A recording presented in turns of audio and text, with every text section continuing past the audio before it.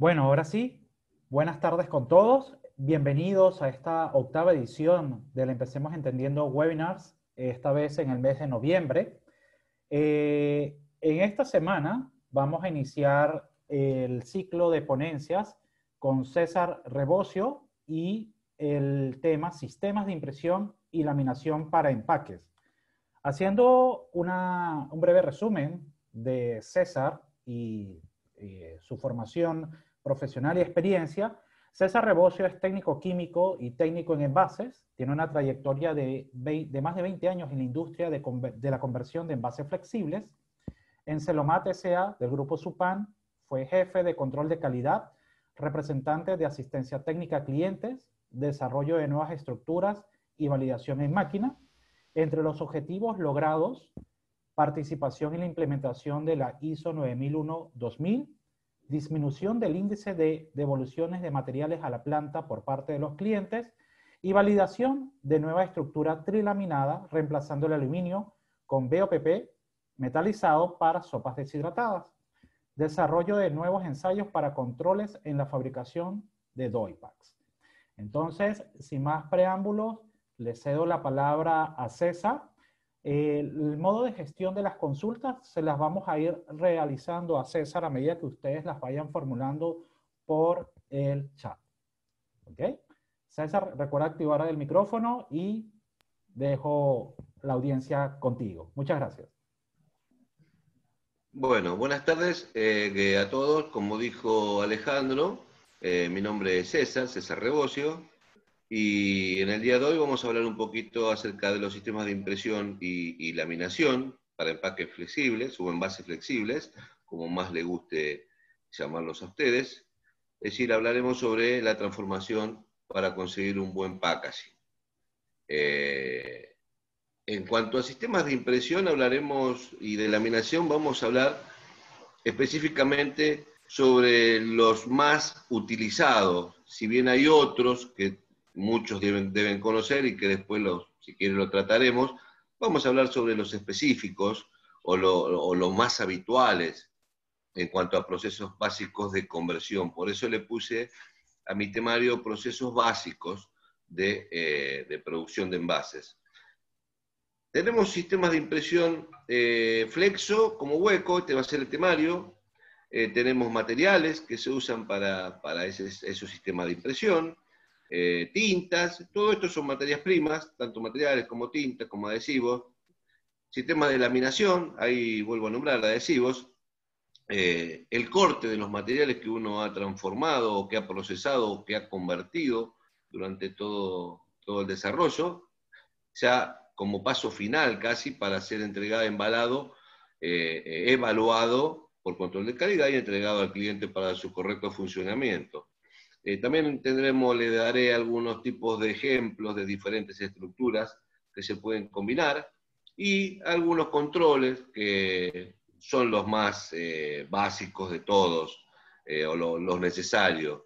Si necesitan de alguno, lo hablaremos específicamente en cuanto a necesidades, pero esto, como nombro al final, es puntual sobre cada uno de los procesos que uno necesita realizar. No siempre es necesario hacer un montón de controles para verificar que un material esté bien convertido. Pasamos a la primera foto. Seguimos al sistema de impresión de envase flexible, que es lo que dije que vamos a hablar y que son procesos básicos de producción. El primero va a ser el proceso básico. Tiene un diagrama para que ustedes sepan el flujo de lo que es la conversión, impresión, laminación y corte. En este caso, primero hablaremos de qué hacemos para imprimir un material. ¿De qué forma lo hacemos? Adelante, Ale.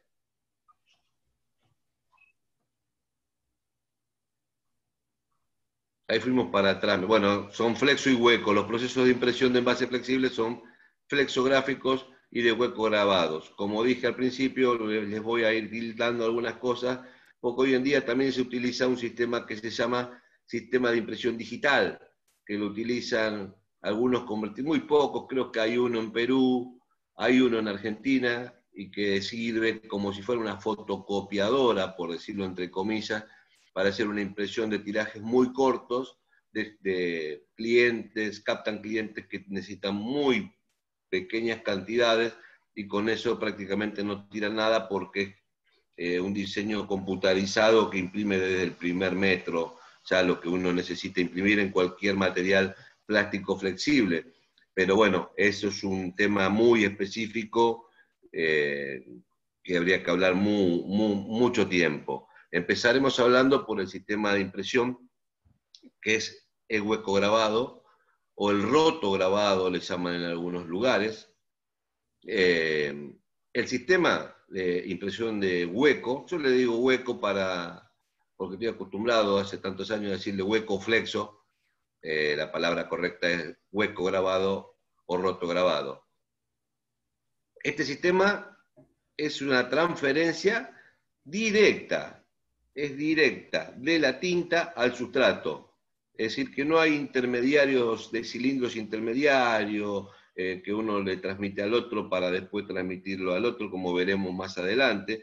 Y es a través de un cilindro metálico grabado, como si fuera un cilindro de laminación.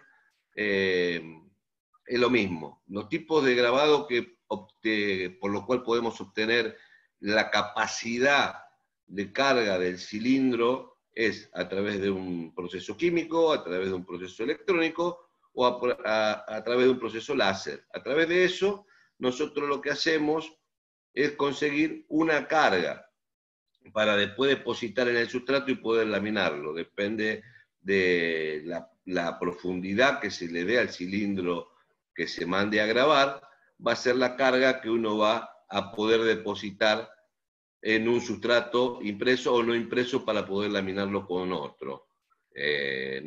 Espero que se entienda bien lo que quiero decir. Si grabamos un cilindro y tiene una carga máxima de 2 gramos por metro cuadrado, nunca vamos a poder realizar una laminación donde necesitemos una resistencia química al producto, poniéndole 3 gramos y medio o 4 gramos, que se utiliza en muchos casos. Ya con ese cilindro grabado para una carga de 2 gramos no vamos a poder hacer mucho. Así que hay que tener muy en cuenta y evaluar bien cuándo se mandan a grabar esos cilindros.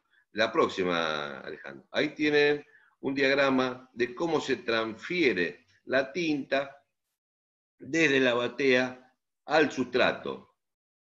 Es decir, el cilindro toma la carga de tinta, la racla, que se ve ahí, la limpia y directamente a través de un cilindro contrapresor que pasa por sobre el film, es apretado y esa tinta es depositada sobre el sustrato que se va a un túnel de secado para poder evaporar todos los solventes que tenga esa tinta.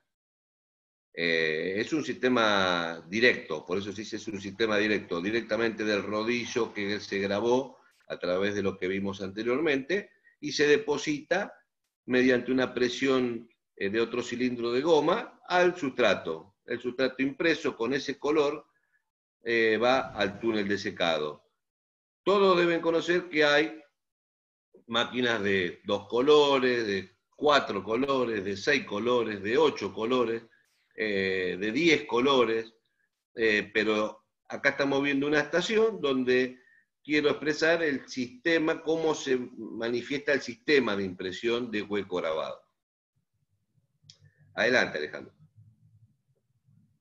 Eso que ven ahí es un cilindro donde se ve el bajo relieve, porque en hueco grabado se graba bajo relieve, es decir, todo eso que ustedes ven como áspero en el medio, eso que está marcando Alejandro, todo eso está grabado bajo relieve, son como agujeritos que tiene o perforaciones o huecos, donde ahí se va a depositar la tinta que va a ser depositada al sustrato posteriormente. La racla limpiará todo lo que está por arriba y las celditas, las microcelditas que están ahí, estarán llenas de tinta para ser depositadas en el sustrato que en ese momento estemos imprimiendo.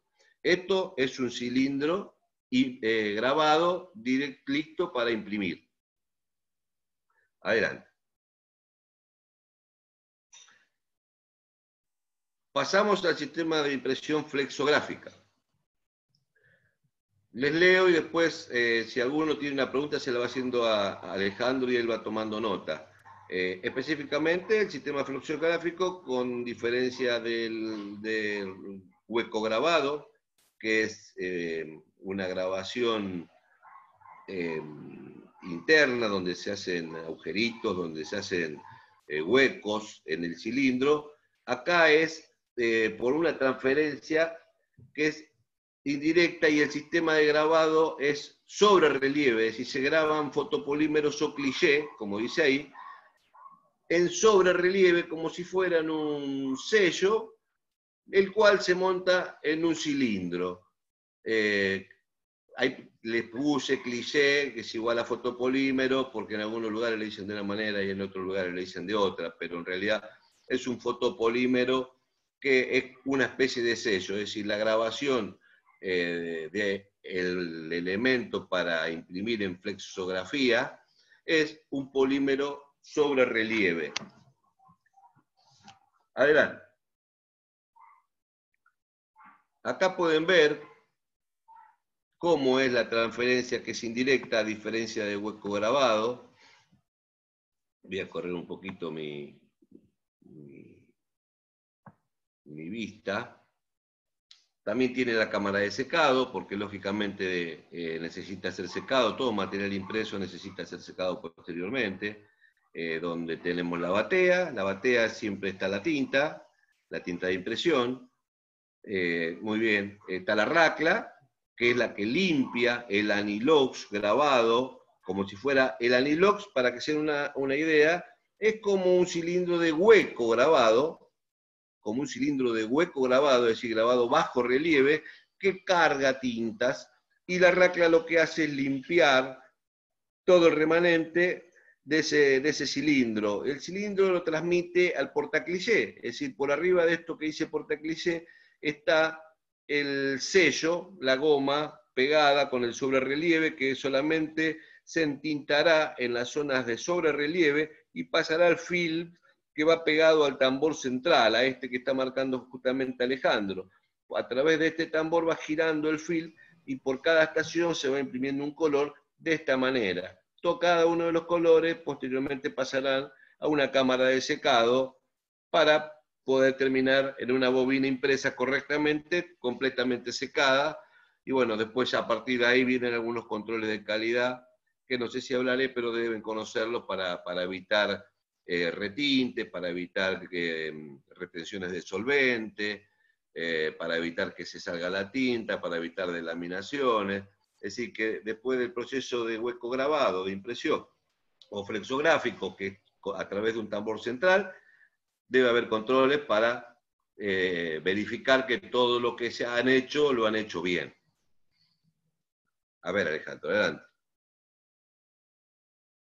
Acá, como en la anterior, tienen una muestra de un cilindro de goma, donde dice, ala, justamente, todo eso está en sobre relieve. Es como si fuera mi nombre o el nombre de ustedes, que está grabado ahí, ustedes lo entintan y solamente va a marcar, ahí donde marca Alejandro, va a marcar esas letras, las va a imprimir sobre el sustrato. Todo lo demás no va a quedar nada, porque está bajo relieve de esas letras.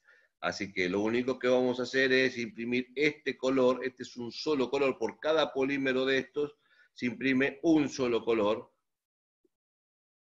y se van haciendo las superposiciones de los colores a través de la cantidad de colores que tenga la máquina. El portacliché es un cilindro, anteriormente eran de acero, hay máquinas que utilizan cilindros de acero, pesados, que se cargan con rolanas, poleas, y ahora actualmente hay mangas, es decir, uno saca una manga, abre una máquina, saca una manga, le pega el polímero, le cambia la tela si necesita mayor rigidez o menor rigidez, y se hace mucho más fácil. Esto que están viendo ahí es un cilindro de acero pesado, donde se arma y después se tiene que cargar todo a la máquina. No sé si decirle vieja, porque nada es viejo cuando se usa bien, ¿no? Y hay muchas empresas que todavía usan y tienen este tipo de máquinas que utilizan cilindros de aceros. Adelante.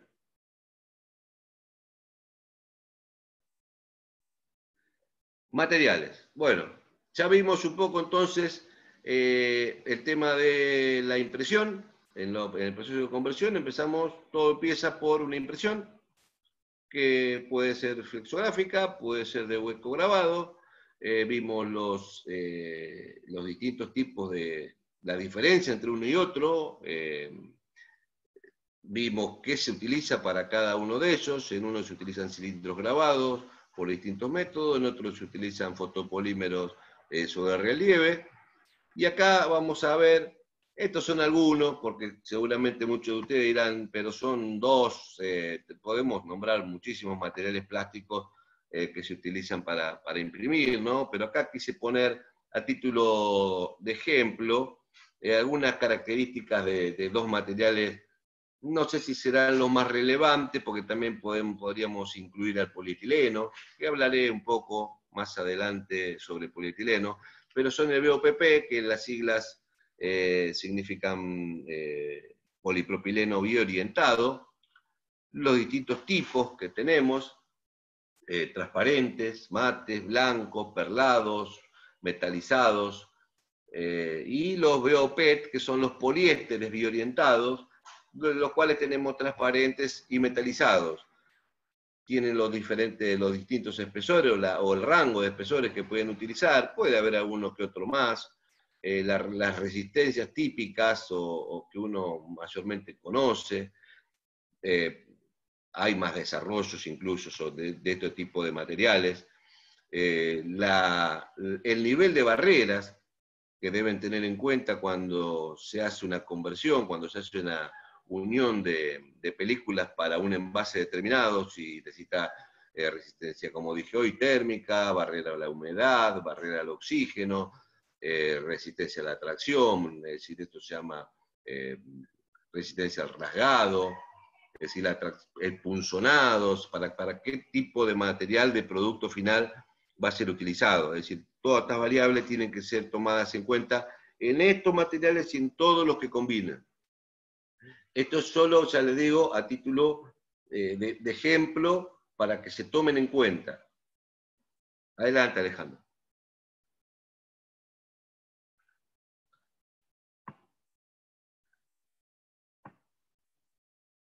Esto se compra los materiales se compran en tercero, en locales, en proveedores locales o internacionales, de exportación, se reciben en forma de film, en bobinas o en diferentes anchos y espesores.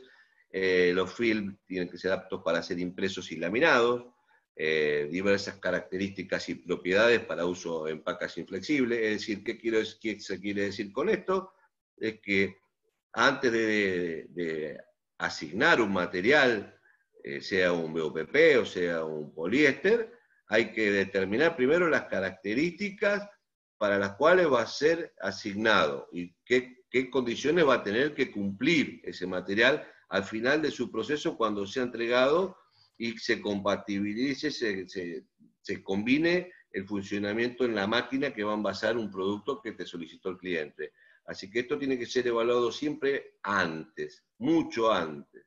No cualquier BOPP se puede utilizar, o cualquier poliéster puede ser utilizado para cualquier cosa.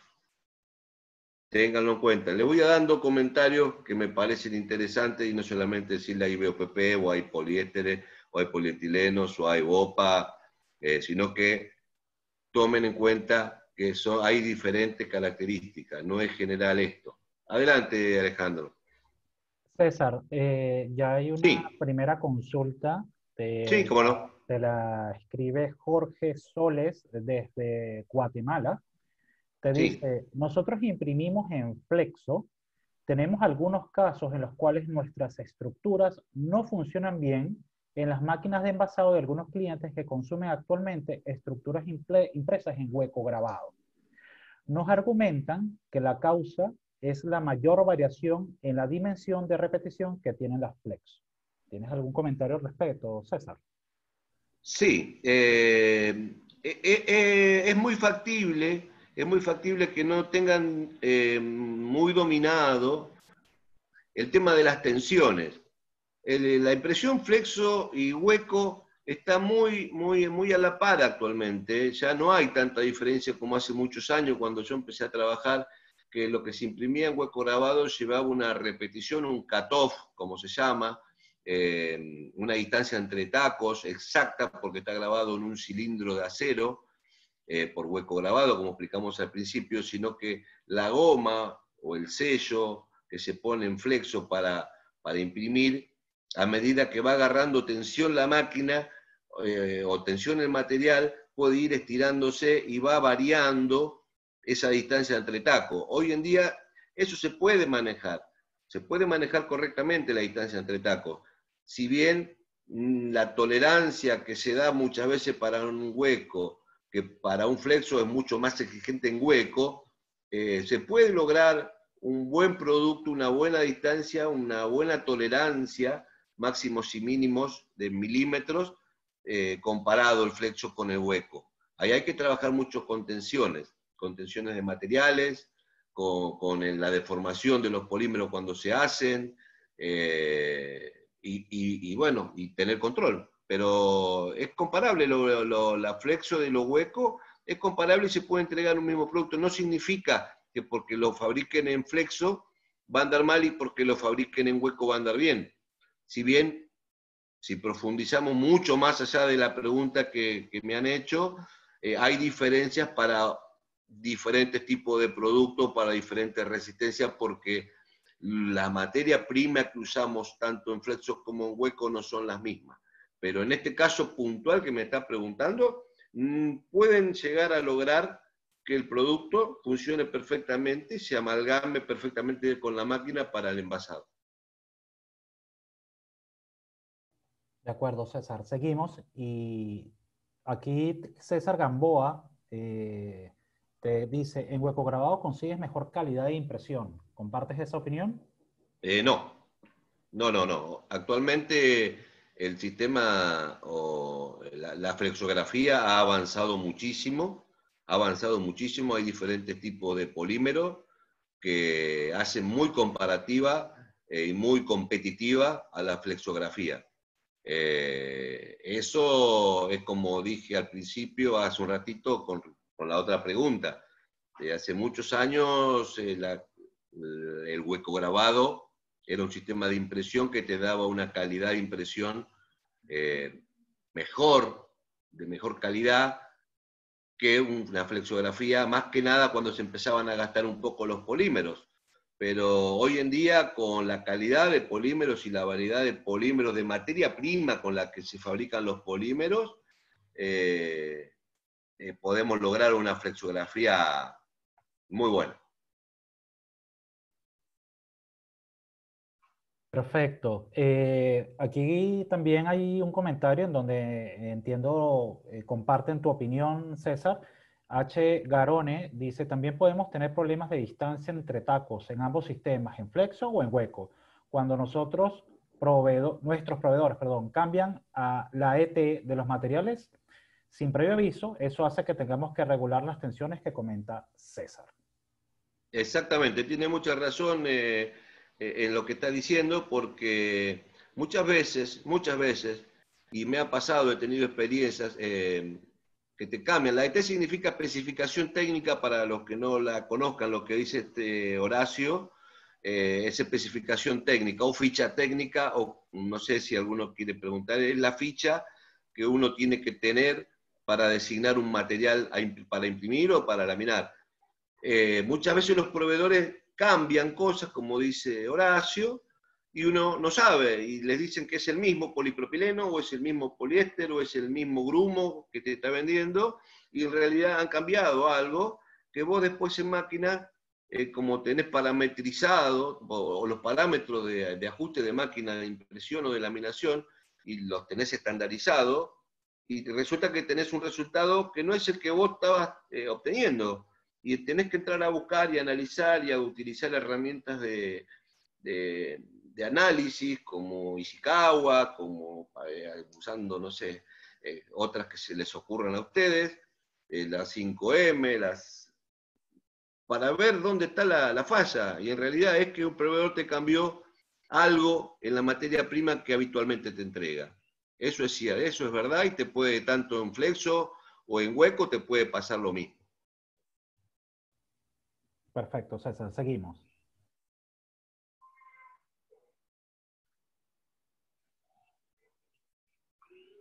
Bueno, esto es el veo, como les decía, gente, significa biorientado. Acá está el diagrama de por qué se le dice biorientado, por qué se estira cuando se fabrica en dirección de máquina y se estira en dirección transversal de máquina. Es decir, por eso es biorientado. Se hace esta diferencia porque hay, por ejemplo, polipropileno como los CAS, que son monoorientados y tienen otro tipo de propiedades, se utilizan para otro tipo de estructuras, pero los materiales biorientados tienen eso que ustedes ven ahí, que son las orientaciones, no solamente flechistas, sino que son tensiones que se le dan tanto en dirección de máquina como en dirección transversal de máquina para poder fabricarlo. De ahí te dan el espesor, te dan el ancho, con esas tensiones y con esa relación. Pero es para que sepan por qué se le dice biorientado, ¿no? Las orientaciones son esas. Adelante, Ale. Bueno, acá estoy hablando un poquito de polietileno, para los que les interesa, además del polipropileno, del poliéster. Acá les doy algunas cuestiones sobre polietilenos. Son derivados del etileno, que es polimerizado con hidrocarburos. Esto es un poquito de teoría. Actualmente se usan hexenos, se han hecho diferentes tipos de avances por el hecho de que faltan algunos materiales, entonces no se pueden polimerizar y se hicieron desarrollos. Estando en otras empresas he visto el desarrollo del hexeno también, de polietilenos fabricados a partir de hexenos. Ahí tienen algunas características. No es lo que usted le va a enseñar a manejar un polietileno ni a designar un polietileno, pero le va a dar una idea de lo que es un polietileno de baja densidad, un polietileno de medio y un polietileno de alta. Más que nada por las densidades, ¿no? 0,97, 0,935, uno de baja, uno de alta 0,945, 0,960. Tenemos distintos tipos de polietileno que tienen diferentes propiedades.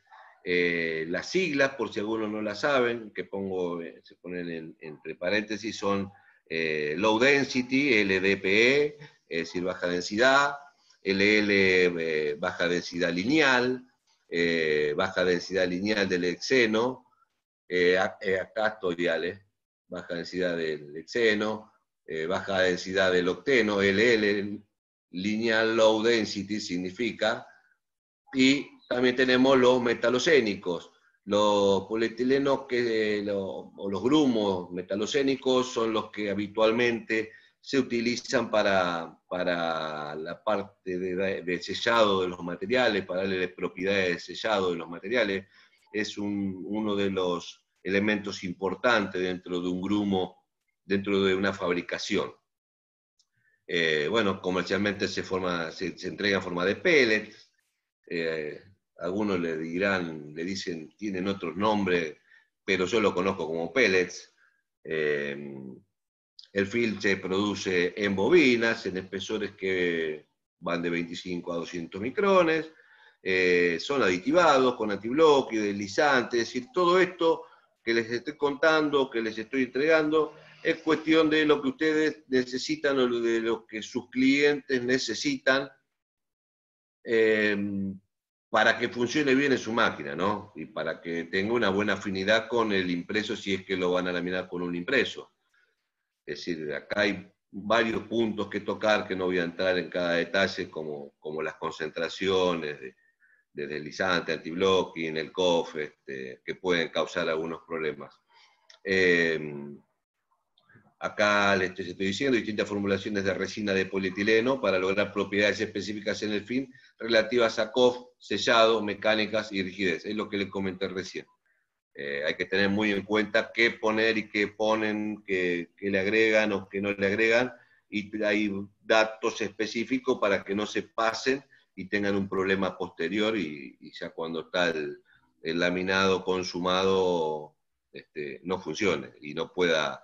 Hay cosas que se pueden corregir con un reproceso y hay cosas que directamente van a la basura. ¿Por qué? Porque no la puede usar el cliente o porque se dan cuenta en calidad que hay una variable que está fuera de todo tipo de tolerancia. Así que bueno, esto hay que tenerlo muy en cuenta antes de fabricarlo y ver qué distintas formulaciones tiene que usar para obtener las propiedades que acá abajo les estoy mencionando. César, Jesús Tineo te consulta. Sí, Referente a Jesús. los polietilenos, cuando hablamos de uso pesado, ¿nos referimos a un tipo de polietileno de baja densidad o a mezcla de polietilenos de diferentes pesos moleculares? Yo tengo entendido los usos pesados, yo creo que le deben decir al uso de polietilenos de alta densidad, de uso pesado, a polietilenos de alta densidad, high density, no low density. Que acá no están, acá están los que se utilizan habitualmente en todo lo que es conversión de envase flexible, pero no en cosas donde utilizamos el HD, que es el high density. Creo que se debe referir a eso, Jesús. Sí, interpreto Me, lo me, mismo. me debería decir qué es lo que hacen o qué dejan de hacer para que pueda, para analizarlo más en profundidad. Pero pesado, yo cuando escucho pesado, me lleva a decir polietilenos de alta densidad, ¿no? High density. Así es. Seguimos, César. Adelante. Bueno, acá les agrego lo que es una extrusora, los files de polietileno fabricados por estos procesos de extrusión se denominan blow fill, que es soplado por burbuja, o lo podemos obtener o se pueden obtener a través de monocapas, de extrusoras monocapa, o con máquinas de coextrusión, que como verán ahí, hay de 3 capas, de 5 capas, de 7, de 10, de 11, es decir, hay varios tipos de extrusoras, donde en la monocapa, voy a hacer la diferencia, esta pequeña diferencia nada más entre una y otras. La monocapa, uno agrega los materiales y se funden todos juntos, cuando en la coextrusora de 3 o 7 o 5 o lo que sea, eh, uno puede distribuir las capas acorde a sus necesidades. En la capa interna poner la parte que necesita que selle, más cantidad de metalocenos, en la capa del medio puede hacer un relleno, y en la capa externa la puede hacer más propicia para impresión o laminación. Es decir, acá juega con el tema de las capas y las distribuye en las 3, 5, 7 y 11 de acuerdo a sus necesidades. Incluso se puede hacer ya con 5 una película barrera con EVOH, etilvinil alcohol, que se utiliza habitualmente para los envases de leche. Así que bueno, en la monocapa no, en la monocapa los grumos que se pongan van a ser fundidos todos juntos y bueno, es cuestión de tiempo. Pero acá les doy una guía de lo que pueden hacer, cómo se pueden fabricar los polietilenos. En la de la derecha es una coextrusora de 3 capas y bueno, y la de la izquierda es un circuito de cómo es el proceso. Adelante, Ale.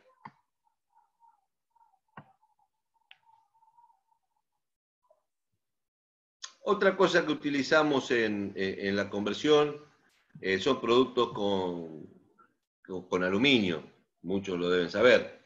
Muchos deben utilizarlo, o lo verán o lo controlarán.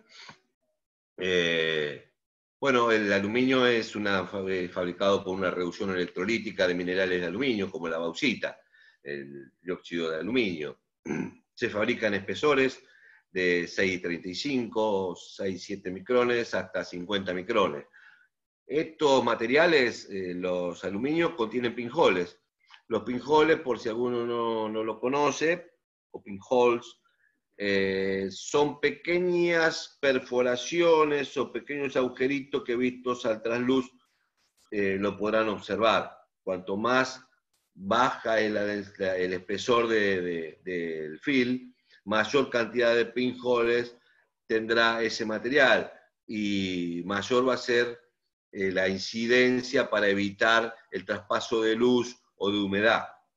Que uno pone el aluminio para eso justamente, ¿no? Para evitar, para una protección del alimento, del producto que va a contener, en un trilaminado, por ejemplo. También hay laminados comunes con aluminio, papel, pero los trilaminados que uno utiliza, este aluminio debería tener una cantidad determinada de pinholes, ya que se utiliza habitualmente en espesores de 7, 8 o 10 micrones.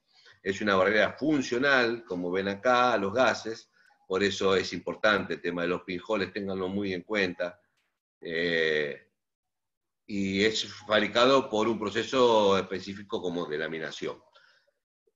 Esto es en cuanto a aluminio, como para que tengan una idea de los que usan aluminio en sus laminados, que lo tengan en cuenta. Bueno, pasamos a tinta. No sé cómo vamos. ¿Vamos bien de tiempo, Alejandro? Así es, César, vamos bien. Seguimos. Vamos bien. Bueno, vamos a ver un poco el tema de las tintas. Bueno, a ver, las tintas vamos a leer un poco y después si algunos tienen alguna pregunta o yo tengo algún comentario, se los voy a hacer. Las tintas conforman el arte o el diseño impreso del envase final, es decir, fue el primer proceso que vimos de conversión, que fue el sistema de impresión. Ya sea hueco, flexo, los dos necesitamos las tintas para conformar un arte, una figura, un paisaje o lo que sea, lo que necesite imprimir. Esto se refiere a dispersiones líquidas de pigmentos de colores, con un vehículo polimérico adecuado para cada tipo de fila a imprimir.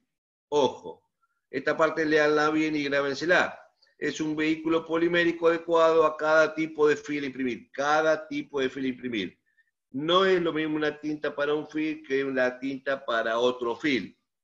Es decir, cada una tiene que ser evaluada. Insisto mucho desde que empezamos con la charla en que cada cosa tiene que ser evaluada antes de que pasen las cosas.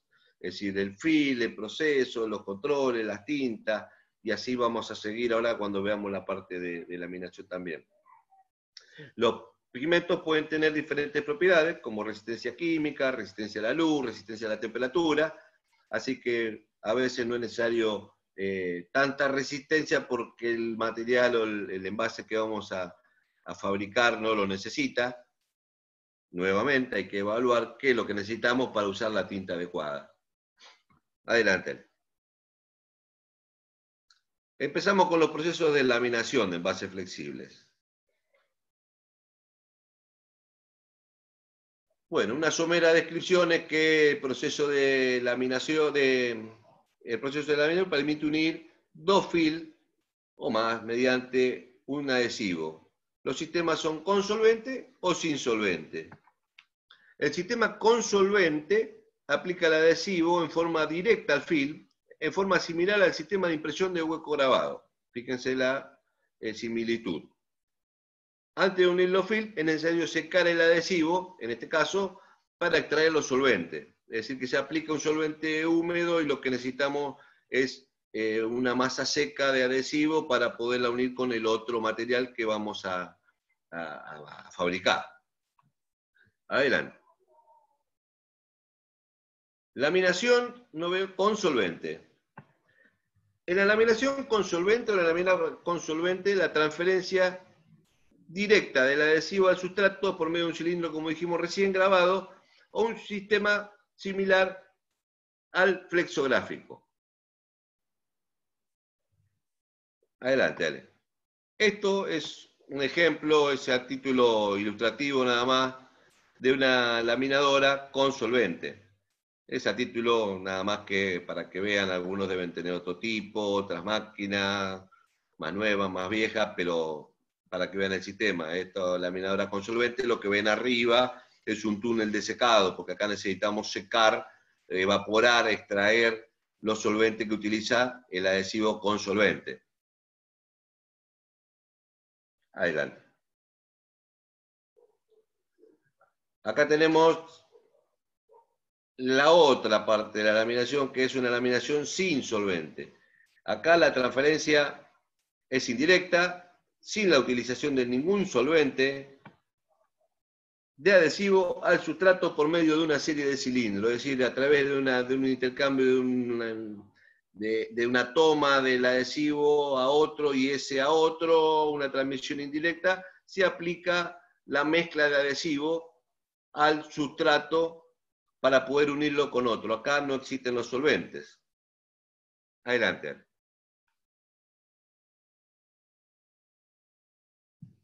Acá tienen el ejemplo de lo que es, a ver, me corro un poquito. Tenemos el adhesivo, ahí donde ven el amarillo, donde cae el adhesivo, entre medio de los rodillos dosificadores, que pasan, acá en la batea está la mezcla de adhesivos. Habitualmente los adhesivos sin solvente, que en esa batea que está señalando Alejandro, ya están, ¿cómo es? Mezclados. Cada adhesivo tiene una mezcla determinada.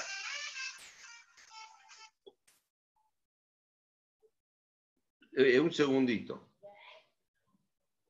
Es decir, cada proveedor o cada adhesivo que se utiliza lleva una cantidad determinada de adhesivo y otra cantidad determinada de catalizador. Y a esta batea ya llega mezclada. Es decir, a través de un mixer, a través de un sistema diferente, pero llega la mezcla exacta de lo que recomiendan los proveedores para ese adhesivo sin solvente. Una vez mezclado y dosificado acá, se transmite al cilindro de goma, que a su vez, muy bien, lo envía o lo transfiere al otro cilindro ya para aplicar al sustrato, que con un contrapresor apretado hace adherir el adhesivo al sustrato impreso o no, puede ser un sustrato que no esté impreso. Y ahí ya se va, eso no necesita túnel de calor, temperatura ni nada, directamente se empieza a bobinar y ya queda la bobina laminada para un segundo paso, ya para esperar su tiempo de corte, ¿no? En bobinas entregables. Sí, Alejandro. Como la anterior, esto es a título ilustrativo, es una de las máquinas que donde he trabajado tantos años, es una laminadora sin solvente, donde ven arriba no hay túnel, no hay nada, Es decir, acá tenemos los desbobinadores en la punta, se carga la bobina impresa o no impresa en el medio, se aplica el adhesivo en la estación del fondo, del que vimos, el diagramita que vimos está en el fondo, ahí está, pasa por arriba y acá en los desbobinadores se van cambiando las bobinas en forma automática, es decir, se termina un diámetro y automáticamente se empalma un buje con cinta para poder bobinar otra más. Hay otro tipo de máquinas, esto ya digo, les repito a todos, es solo a título ilustrativo para que lo vean. Cada uno tendrá o verá sus propias máquinas, sus propios procesos y analizará o podrá sacar de todo lo que hablamos cosas para aplicarlo dentro de sus procesos, ¿no? Así Sí, es, Alejandro. César. Te hacen dos consultas. Germán Sí. dice, buen día, ¿qué tantas partes por millón se pierden de aditivos migratorios en este tipo de procesos? ¿En qué proceso? Vamos a esperar que nos confirmen. ¿Cuál de los dos procesos te refieres, Germán, si nos puedes ilustrar? Mientras tanto, a Juárez, bueno, ya Germán contestó, en consolvente, César. Ajá. ¿Te repito Partes la por pregunta? millón, sí, ¿cuántas partes por millón de Ajá. aditivos se pierden él me está diciendo en una laminación con Con solvente, solvente. es correcto. Bueno, lo que quiere, a ver, una laminación con solvente lo que hace no es hacer perder aditivos de la cara interna. No lo hace perder. Lo que hace es limpiar, como tiene solvente, como estamos utilizando una laminación con solvente, lo que hace es limpiar los aditivos que pueda tener en superficie el material plástico, y seguramente, creo, me debe estar haciendo referencia Germán a polietileno más que nada, que le deben perder aditivos migratorios del lado externo posteriormente a la laminación, porque en la parte interna no pierde adhesivos migratorios o erucamida o estiaramida o es todo cualquiera que se ponga para darle deslizamiento al material. Lo que hace es limpiarla, y eso queda en la parte interna. Es decir, no le está haciendo perder ningún tipo de aditivos, si a eso se refiere. ¿Se entiende? Ok, vamos a esperar que nos comenta Germán. Mientras tanto, a Juárez, Creo, Germán, que te debes referir a eso. Como las capas que vos estás uniendo son internas, el adhesivo al solvente lo que te hace es mejorar la superficie si tiene, si migró erucamida, deslizantes a la superficie, te la limpia y te hace agarrar mejor el material contra el otro que vos imprimís. Pero no debería comerte o absorberte los que tenés, los que migran hacia la otra superficie, que es la que se va a deslizar contra la máquina envasadora. Eso no, ahí si pasa eso es por otro tipo de inconveniente. O he tenido experiencia ya un poco más compleja que pasa por, te toma los deslizantes, te los come por una cuestión de relación, de una mala, a ver, un mal comportamiento entre el adhesivo utilizado y los aditivos deslizantes utilizados en la fabricación del polietileno. Y es como que reaccionan y te absorbe todos los deslizantes. Y después te queda como una lija con el tiempo. Espero que esto te ayude en algo. de acuerdo, César. A Juárez te consulta, ¿cuál sería la diferencia de tener solvente o no? ¿Cómo escojo la mejor? ¿O cuál sería el factor que me determina si escogemos una laminación con solvente y una sin solvente? En la laminación con solvente, es mi experiencia y cada uno toma la experiencia que le sea más conveniente. En la laminación con solvente, vos podés usar solventes con mayores reacciones, con mayores poderes, con mayores eh, cualidades para diseñar y ofrecer un envase que va a contener productos bastante agresivos, cosa que con una laminadora sin solvente te encontrás restringido en cuanto a la elección del adhesivo a utilizar para poder ampliar ¿cómo te puedo decir? Tu portfolio de productos para competir en la industria.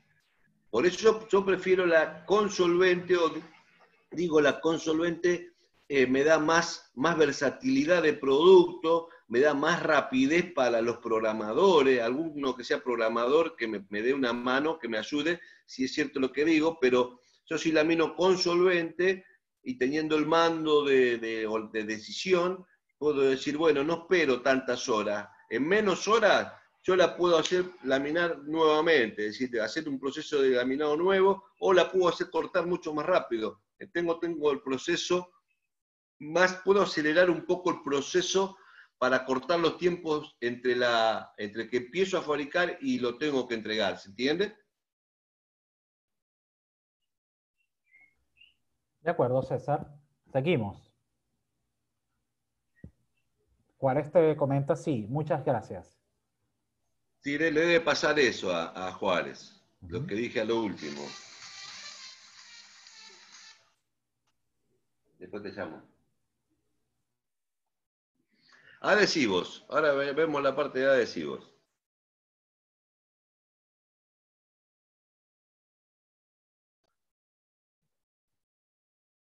Bueno, a ver, los adhesivos se usan para unir dos o más film, como todos o casi todos sabemos, impresos o sin impresión.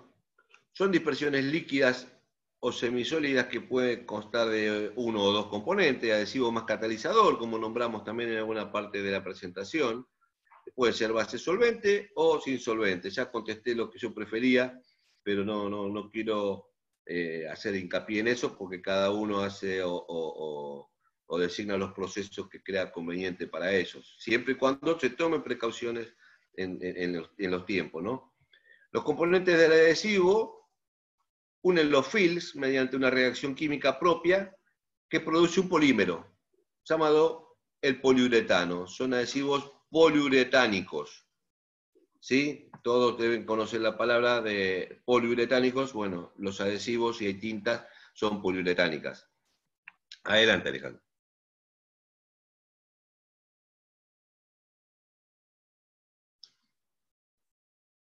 Bueno, acá les hice un esquema, o tomé un esquema que tenía de estructuras típicas de envases flexibles.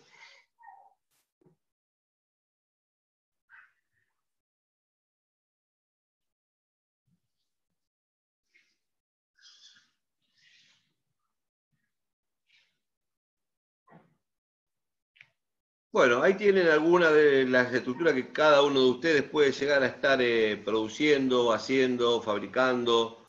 En cuanto a monoláminas, pueden usar polipropileno, pueden usar aluminio, pueden usar polietilenos. La primera, estamos en la primera, Alejandro, acá arriba, en esta, monoláminas, donde está el sustrato y donde arriba del sustrato, o la parte, la cara tratada, como se dice, la cara tratada, se puede imprimir, se le puede aplicar una laca, se le puede aplicar solamente un barniz. Esto pasa en los polipropilenos, en BOPP, en los aluminios o en los polietilenos. Incluso también en los poliésteres podríamos agregar, podemos hacer monoláminas. Después ya tenemos combinaciones. Tenemos combinaciones que pueden ser de BOPP con BOPP, de BOPP con polietileno, de poliéster con polietileno, de polietileno con polietileno, y en el medio siempre va a haber tinta y un adhesivo para poder unir las dos películas. Estamos hablando acá de un laminado común, un laminado simple de dos capas. ¿Sí? Lo que está arriba y abajo son las combinaciones que ustedes pueden hacer o que pueden tener dentro de sus plantas y que lo están haciendo, ¿no? Eso es una estructura simple. Yo le digo un laminado. Esto es un laminado común. Y después tenemos ya lo que es un trilaminado, donde las combinaciones ya pueden ser de BOPP, de polipropileno, poliéster, con BOPP y polietileno final. Ya en estos casos, como verán, pongo polietileno final solamente, sin ningún tipo de combinaciones, porque la mayoría, o más del 90% diría, no me acuerdo alguno, pero cuando se fabrica un trilaminado, se fabrica con la condición de tener polietileno en la cara interna del envase para poder sellar, hacer tipo sobre o hacer tipo soft pack, para leche, para jugos, para quesos rallados. Así que habitualmente no se le puede poner otro tipo de materia prima porque sería muy débil el sellado. Por eso es que le puse polietileno solamente final. Adelante. Ahí está, bilaminado y trilaminado. Algunos de los productos que pueden fabricar con estas estructuras. Pueden fabricar productos para el hogar y la limpieza, como jabones, suavizantes, detergentes, lavandinas. Ahí tienen algunas estructuras típicas. Todo esto siempre sabiendo designar qué tipo de BOPP, qué tipo de poliéster, qué tipo de polietileno fabrican, qué necesitan un buen sellado, necesitan un sellado con la superficie contaminada, contaminada con polvo, contaminada con líquido, necesitan cierta elongación, es decir, todo lo que ustedes necesitan, deslizamiento externo, hay que ver, analizar el BOPP que van a usar o no. Todas estas estructuras son nada más que a título informativo y que puedan decir, ver, pero después tienen que analizar cada una de las condiciones que ustedes necesitan para envasar el producto para el hogar o la limpieza, como los jabones, los suavizantes, los detergentes o las lavandinas. Así pasa exactamente lo mismo en alimentos, que está al lado, la columna al lado, que tienen para hacer diferentes combinaciones para galletitas, para golosinas, para pasta seca, pero ojo que un laminado para una cosa puede llegar a servir para otra, pero con los mismos materiales a lo mejor no sirve para esa otra cosa. Así que yo desecho de mi cabeza el que es igual, este es igual al que usa el otro. No, yo haría un breve paréntesis y analizaría primero qué necesita el otro para ver si los mismos materiales son los que necesito para hacer esa estructura que nuestro cliente necesita. Adelante. Acá lo mismo, son ejemplos orientativos para ustedes para que lo tengan en cuenta. Las bebidas o infusiones como el café, el té, la yerba mate, bueno, esto es típica, hoy estaba hablando antes de empezar a hablar con todos ustedes, con Alejandro, la yerba mate es típica de acá, de nuestra Argentina, ¿no? Acá hay varias estructuras, habitualmente se hace con trilaminado o con una construcción de polietileno, papel polietileno y con un poliéster o polipropileno impreso, es decir, se hace trilaminado habitualmente, hay tetralaminada con 4 capas, pero bueno, después tienen café, tienen gaseosas, aguas saborizadas, todo esto sirve para tener idea. Productos lácteos, leche en polvo, leche en botella, queso rallado. Acá habitualmente, si bien hay monocapas, como vemos acá, las estructuras típicas de BOPP, también tenemos BOPP con poliéster y BOPA, productos con polietileno, polietileno con BOPP, poliéster con BOPP. Es decir, eso va a criterio y al desarrollo de cada uno de ustedes, qué es lo que van a hacer. Adelante, Alejandro. Creo que hay otra o no hay más. Sí, hay consultas, Sí, César. dale. César Gamboa te dice, estructuras en tetralaminado para sachetados, donde el producto contiene un porcentaje de amoníaco. ¿Qué tipo de estructuras pudieras recomendar? Amoníaco, ¿como qué? Como tinturas para pelo, decolorantes para pelo. Me parece que son productos para ese tipo de cosas las que usan amoníaco y las que conozco habitualmente.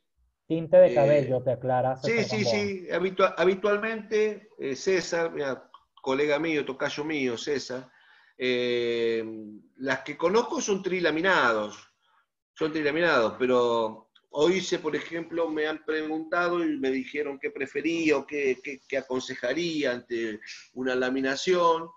Entonces, en este caso, por ejemplo, lo más importante es tener un buen adhesivo y si fuera impreso en hueco grabado, con tintas de hueco grabado que son de mucha mayor resistencia, tendrías un trilaminado que podría utilizarse muy bien en estos productos que me está mencionando con contenido de amoníaco para decoloración de pelo.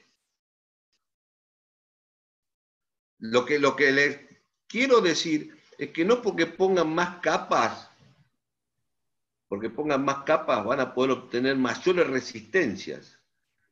Las resistencias se pueden lograr con 3 capas, tener una muy buena resistencia, o con 4, pero siempre poniendo lo que sea necesario, una buena tinta, un buen adhesivo y haber elegido exactamente bien los materiales.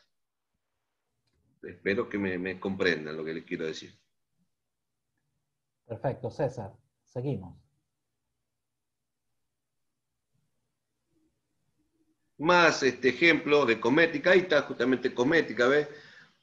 Jabones, pañuelos, cremas, ahí ves que utilizan aluminio en el medio. Esto de acá abajo podría ser lo que le estoy diciendo a César recién, poliéster, usar la primera poliéster, aluminio y polietileno. Ahora bien, hay que elegir una buena tinta y hay que elegir un buen proceso de laminación para darle toda la resistencia que esta estructura que estamos viendo necesita para contener el producto. Alimentos balanceados habitualmente son de polietileno, polietileno, poliéster, polietileno, hay trilaminados que llevan polipropileno, poliéster metalizado, polietileno, hay laminado de un impreso con laminado de polietileno. Ahí ya juega lo que el cliente quiere, ¿no?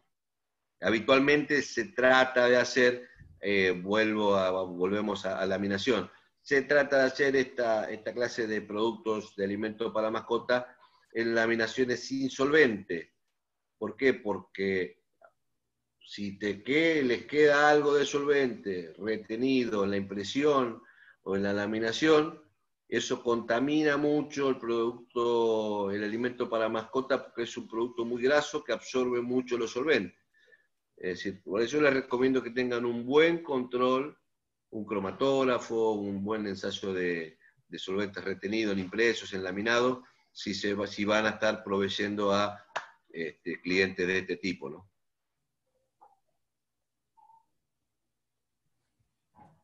Bueno, corte. El proceso de corte, que sería el proceso final, estamos llegando al final de lo que fue nuestro proceso básico de conversión, es el corte de los materiales que vinimos imprimiendo, laminando, y ahora tenemos que cortarlo para entregarlo en bobinas, que es lo que dice acá, fraccionar bobinas impresas. Esperen que corra un poquito la pantalla. Y o laminadas, es decir, solamente impresa o laminadas, acorde a la medida del uso final que le vamos a dar al cliente. Adelante. Ahí hay una cortadora donde está cortando dos repeticiones de una bobina madre que se laminó, una bobina con dos repeticiones, se cortan al diámetro que quiere el cliente, con el diámetro de buje que va a necesitar el cliente para ponerlo en su máquina y poder envasar, con los empalmes de acuerdo a la solicitud del cliente, con el color, el tipo de empalme, con el ancho y bueno, y la distancia entre tacos que mencionábamos. Es decir, cumplir con toda la especificación que nos está solicitando el cliente. No se hace nada sin la especificación del cliente. En ninguna planta debe existir, pongámoslo en buje de tanto, o hagámoslo en diámetro de tanto, pongámosle bolsa, no le pongamos bolsa, pongámosle papel. Todo tiene que ser especificado y consensuado con el cliente, como él quiere que le entreguen el material. Así, como está marcando Alejandro, ya está el material cortado, esperando ser pesado y embalado de acuerdo a lo que se ha solicitado, en bolsa, en papel, en lo que sea.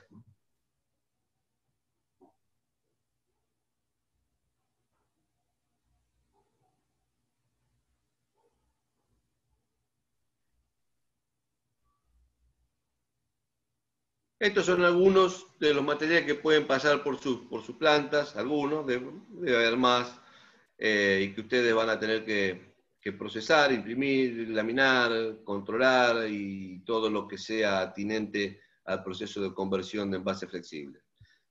Pueden utilizar poliésteres, pueden utilizar papeles, pueden utilizar polipropilenos, pueden utilizar PVC contraíbles, pueden utilizar aluminio, pueden utilizar polietileno, pueden utilizar celofán, y le agrego que pueden utilizar, que no lo tengo acá, algunos le dicen BOPA, que es la poliamida bioorientada, muy utilizada. Yo vengo de Perú, hace poco volví de Perú, de una planta de Perú, y he visto mucho el uso de BOPA en trilaminados. Como hay que tener muchísimo cuidado con el uso de ese material, es muy higroscópico. Pero bueno, estos son algunos de los materiales que ustedes pueden utilizar y procesar en sus plantas.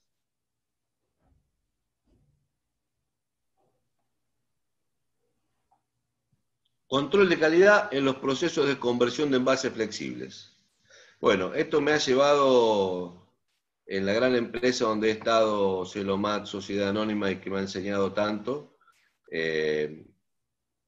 Los controles de calidad son importantísimos, pero hay que centrarse y definirlos de acuerdo a la incidencia y a la criticidad para el uso final del material que se está fabricando dentro de cada uno de los procesos. Es decir, esto se define no por consideración de uno, voy a controlar COF, voy a controlar curling, voy a controlar tal cosa, voy a controlar tal otra, porque a uno se le ocurre, sino basado en resultados de máquina, en resultados con el cliente, en el feedback constante con el cliente, en las visitas. Por eso he aprendido y me ha enseñado tanto esta empresa, que me ha educado en cuanto a packaging, porque el feedback con los clientes y el feedback con la planta, es decir, tienen estos problemas por tal motivo, entonces veamos ese motivo específicamente y no nos desviemos, no perdamos tiempo en un montón de motivos que no inciden dentro del proceso de envasado, en la interacción fil-máquina. Así que esto lo deben definir cada uno de ustedes. No puedo hablar de todos los controles porque hay cientos de controles en cada uno de los sectores y en el producto final. Esto lo tienen que definir de acuerdo a, como les digo acá en esta frase final, de acuerdo a la criticidad e incidencia del producto final, del uso final, perdón. Adelante, Alejandro. Bueno, muchas gracias a todos por haber escuchado, por el feedback, la interacción, las preguntas. Si tienen más, ahí, hasta acá Alejandro manejando la situación. Encantado. Perfecto, excelente. César, sí, hay unas consultas por aquí. Jorge Soles te pregunta, para laminar papel a otros sustratos como aluminio, PET, polietileno, ¿qué tipo de adhesivo recomiendas y en cuál sustrato se aplica el adhesivo? Papel, yo he visto laminar papel con aluminio en laminación sin solvente. Otros, en otra planta he visto laminar papel con silicato. Es decir, tiene varias formas de laminar papel. No hay una única manera tajante de decir laminarlo así.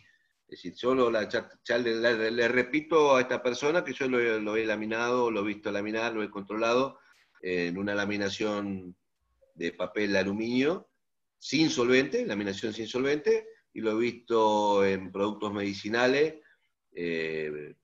laminando con silicato. Perfecto. También quedaba una pregunta pendiente de Jesús Tineo cuando estábamos hablando de los sistemas de impresión. Él te hace esta consulta. La tecnología de impresión Opaltone, ¿qué es lo que le hace diferente y cómo se viene trabajando en Perú, en Sudamérica, en cuanto a rendimiento y reproductividad de colores? ¿Es buena o nos quedamos con Flexo? No, la verdad que me disculpe, pero no conozco la palabra opaltone, no Opaltone. sé a qué se refiere. ¿Eh? Sí, es Opaltone la palabra que él usa. Entiendo que debe ser un tipo de tecnología de impresión. No, la verdad, sinceramente que me perdone, no la conozco, no la conozco. Conozco los sistemas de impresión, como dije, Flexo, Hueco, y no quise entrar muy en detalle porque relativamente la conozco hace muy poco y hay muy pocos que la tengan, que es el sistema digital de impresión. Eh, pero no, eso que me están nombrando no lo conozco. Si alguno conoce ese sistema, que lo nombre. Acá estamos hablando de impresión de envases flexibles. Por ahí es un sistema de impresión para rígidos o, no sé, de litografía o otro tipo de sistema. Acá estamos hablando de plásticos flexibles. Sí, aquí como para aclarar, Jesús indica que el Opaltone es impresión con solo cliché con colores sólidos. No el cian, sino el azul como sólido, el verde y el rojo como colores sólidos, no como tricomías. Claro, bueno, debe ser un sistema o un proceso de impresión como se denomina habitualmente, que vos podés hacer en hueco grabado o en flexografía, podés hacer una cuatricromía, es decir, manejar todos los colores a través de 4 colores básicos, ¿sí? Por ahí es un proceso, no un sistema. Correcto. Bueno, por ahora entiendo que no hay más consultas, César. A ver, aquí Diana Barrera, también desde Guatemala, te dice, ¿existen regulaciones para los niveles de solventes permitidos? Sí, sí, sí, existen regulaciones donde no podés pasar de determinada cantidad de miligramos por metro cuadrado. Y en muchos casos te dan el detalle de cada uno de los solventes. Por ejemplo, leche en polvo hay un detalle, por ejemplo, Sancor, no sé si conocerán de donde me está preguntando ella, Sancor tiene especificado la cantidad máxima de algunos solventes y la cantidad sobre el total de los solventes. Es decir, que tenés que tener un equipo, un cromatógrafo calibrado con todos los solventes que vos utilizás dentro de tu planta y controlarlo y en el certificado de análisis que se le envía al cliente, asegurar que no tenés más nivel que ese. O mejor dicho, que cumplís con los niveles que te está como requerimiento, ¿no? Claro. En Listo. alimentos para mascotas, creo que, perdón, Ujú. creo que lo nombré, el tema de los solventes, que es muy, muy incidente. ¿Por qué? Porque los materiales que contienen altos contenidos grasos son muy afines a los solventes y absorben y se degradan. Así es. Víctor Fernández, a lo que estás comentando ahorita, César dice, ¿esas regulaciones son requerimientos de la industria o hay alguna normativa nacional o internacional? Algunas empresas utilizan normas internacionales, otras son por requerimiento propios de la empresa, o porque tienen experiencia o porque ya viene de otro lado, porque son multinacionales. Eh, Eso depende. Es decir, depende de lo que te pida tu cliente. Yo te pido que me entregues un laminado que tenga menos de 20 miligramos por metro cuadrado de solventes retenidos totales. Vos mandame un certificado y una cromatografía que tiene menos de 20 miligramos este, totales. Así es. Sonia Cerrón, desde Perú, te hace dos comentarios, me parece bastante pertinentes. Dice, hoy en el mercado peruano, el nivel de solvente residual no debe ser mayor a 5 miligramos por metro cuadrado. Y ella indica, depende de los productos a envasar. Los más exigentes son los farmacéuticos. Sí, puede ser que los farmacéuticos sí. Por eso, ese 5 miligramos lo podemos tomar de dos maneras. Es decir, si alguien me dice que son 5 miligramos totales, es una cosa. Por metro Ahora, cuadrado, si, por metro cuadrado. no, sí, sí, sí, Ah, por ya. metro cuadrado, pero si te dicen 5 miligramos por metro cuadrado totales, vos podés tener 2 miligramos de un solvente, 2 miligramos de otro, 1 miligramo de otro y hace 5. Ahora si te dice 5 miligramos de determinado solvente, como se hace en leches en polvo, vos no podés pasar de este solvente más de tantos miligramos. Es una cosa, vos lo podés tomar dentro del total a eso que te están pidiendo como máximo. Así es. Es Sonia lo decir, que hay comenta, ¿no? Los varias valores son, visiones. sí, no, Sonia lo comenta, ¿no? Son valores referenciales y se refiere al total, ¿no? No, no, no Exacto, por parte, total, ¿no? exacto. Si es total, es total. Vos todos los que tenés que tener calibrado en tu cromatógrafo, todos los solventes que vos usás con un método de ensayo y la cromatografía, el reporte te tiene que dar menos del total que te está pidiendo el cliente. Así es. Bueno, César, estamos muy agradecidos de que nos hayas podido acompañar el día de hoy.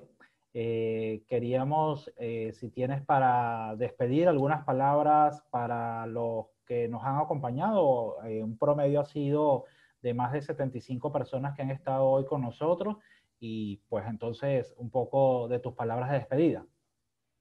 Bueno, ante todo, muchas gracias por escucharme y por estar ahí interactuando, porque he escuchado varias consultas, han interactuado, hemos tenido un feedback muy bueno. Así que bueno, espero haber... con esto no les voy a dar la fórmula de la pólvora, ya la inventaron los chinos, pero les dije, sin decirles mucho, les di algunos tips para que tomen en cuenta, ya que yo vivo de esto, no les voy a decir todo, por supuesto, pero les di unos tips que yo tomé a lo largo de toda mi carrera y mi trayectoria. Es decir, no usen cualquier polipropileno para cualquier cosa, no usen cualquier adhesivo para cualquier cosa, no usen un sistema de impresión para algo que después no va a funcionar. Hay que ser muy cauto, muy cauto. Así que bueno, espero que todo esto les sirva, una pequeña herramientita para su desempeño, así si les ayuda a crecer, mi función estará cumplida. Así que muchas gracias a todos. Muchas gracias, César. Y bueno, muchas gracias a todos los que nos han acompañado el día de hoy. Mañana seguimos con nuestra segunda ponencia con propiedades barrera y resistencia mecánica de los envases con Stephanie Guerra desde Ecuador a la misma hora, 4 de la tarde, Lima, Bogotá. Muchas gracias a todos, muchas gracias, César, y nos vemos en una próxima Gracias, Alejandro. oportunidad. Gracias a todos y gracias por los saludos que estoy viendo en la pantalla ahora que puedo ver a todos. Así que, bueno, uno por uno, gracias, un abrazo grande.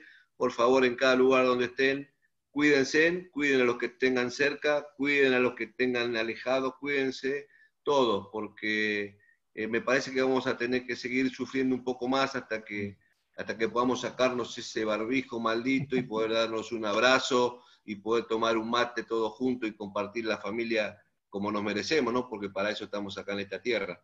Así que, bueno, bendiciones a todos y gracias por estar ahí. Excelente, César. Muchas gracias. Muchas gracias a todos. Hasta luego.